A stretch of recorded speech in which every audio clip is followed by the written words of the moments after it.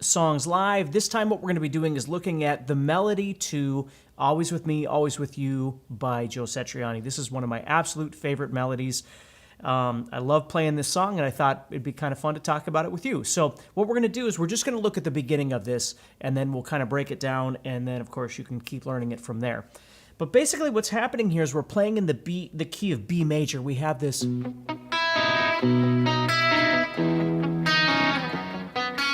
And what we're doing there is playing a B major, this really awkward-looking B major chord here. And what I'm doing is playing the 7th fret of the 6th string with my middle finger, 9th fret of the 4th string with my pinky, 8th fret of the 3rd string with my ring finger, and then 5 over here on the 2nd string.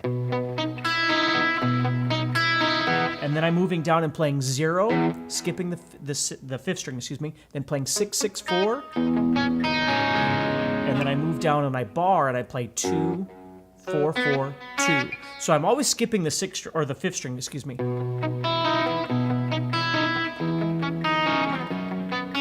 And again, there's more to it, but even that would be fun to learn, just learning how to play that simple chord progression, because the picking is kind of involved. But anyway, so let's look at this melody. This.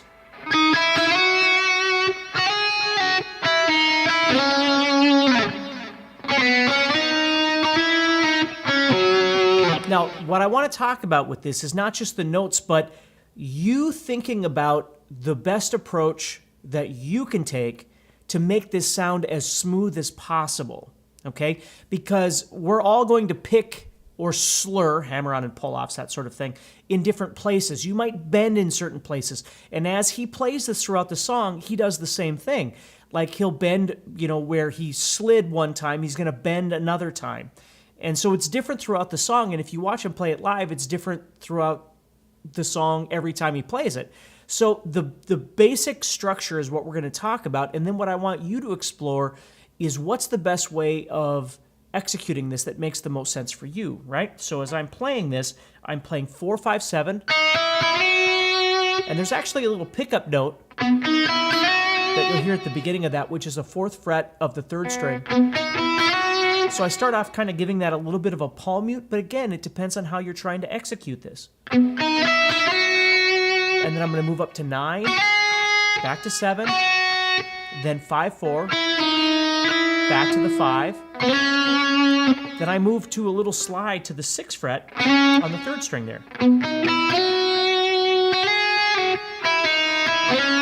And I don't always pick everything. And again, when I play this, every time I play it, it's probably a little bit different than the last time I played it.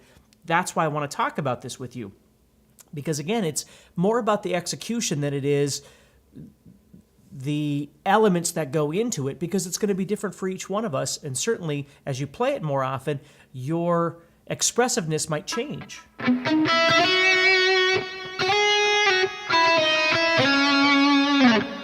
Then what I'm going to do is slide back to the 4, just go to the 6, go up to 8, and then 9. Now sometimes I'll bend that, then back to 8, back to 6, and we're dropping down to the 4th fret of the 4th string. So let me play that for you again.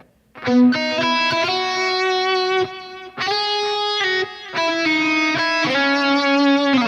then we start the next part. And then the next part we have 4 to 4 on the 3rd string. And then to the 6, same idea, but we're going to the 6th fret of the 3rd string.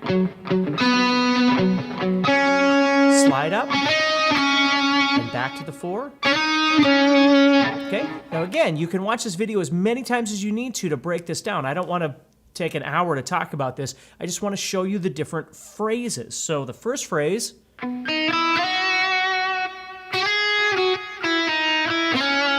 you would just work on that until you develop that. And then the next phrase. And then the next phrase.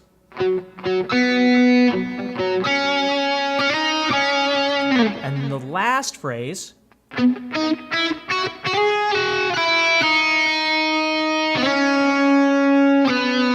is similar to the first phrase, okay, except the phrasing is different. Okay, so this one's starting off the same way, except obviously rhythmically it's different, but the notes are the same. And then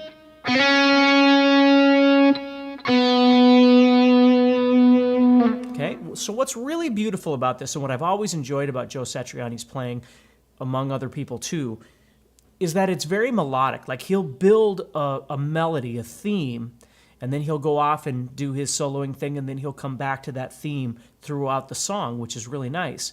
So that's what's happening here. It's not just a matter of just improvising. There's a composition happening here, a very melodic idea.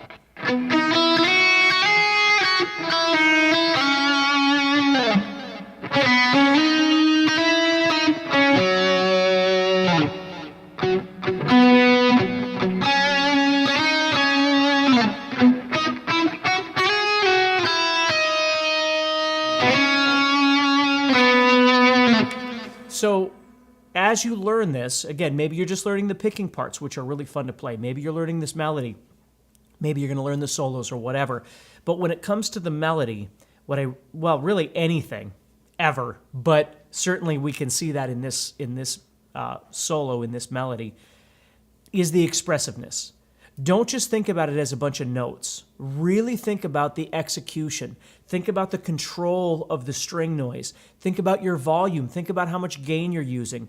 Think about your palm muting, your dynamics. Like, all of these things, oftentimes it's easy for us to forget about because we're so interested in just trying to learn something. And there's nothing wrong with that in the beginning stages. That's perfectly fine. But at some point, you want to think about how it sounds and how it feels and how somebody else is hearing it, and not just the fact that you're playing it. That's the first part, is just obviously being excited that you're playing it, which is great. But if you can bring it to that next level and really start thinking about your approach to it, right? Do you have too much distortion? Do you have too little distortion? Is there not enough dynamics in there? You want it you want someone who can hear this to feel something. That's what's really cool about this kind of thing. So that's why I thought we would talk about this a little bit, and I would give this to you, and hopefully you can work with it a little bit. All right? So take care and keep practicing.